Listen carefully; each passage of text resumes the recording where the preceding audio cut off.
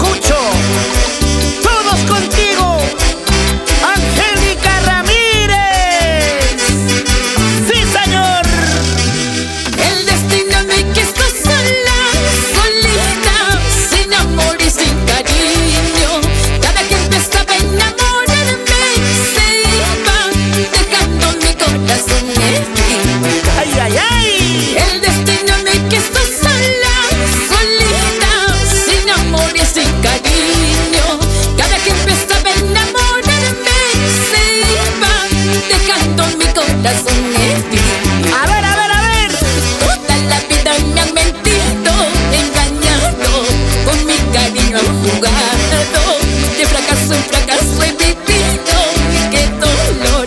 Ya no merezco más esta suerte. ¡Vamos! Toda la vida me han mentido, engañado, con mi cariño han jugado. De fracaso en fracaso he vivido, qué dolor. Ya no merezco más esta suerte. ¿Cómo no te conocí antes? Ay, Angélica. Y para nuestros grandes amigos, Javier Fari y su linda esposa, Marlene Aguilar. Y nos vamos por Guaypetue.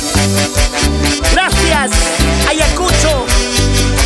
Los grandes amigos de Silvia, San Francisco, Pichari y todo el BRAE.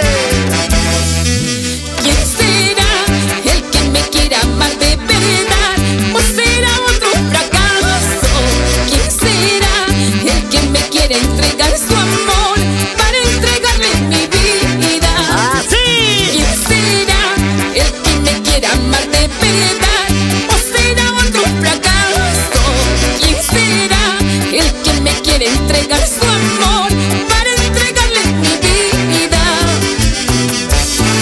Un abrazo muy especial para mis hermanos de Huancavelica, Huancayo, Tarma, La Merced, Pichanaki.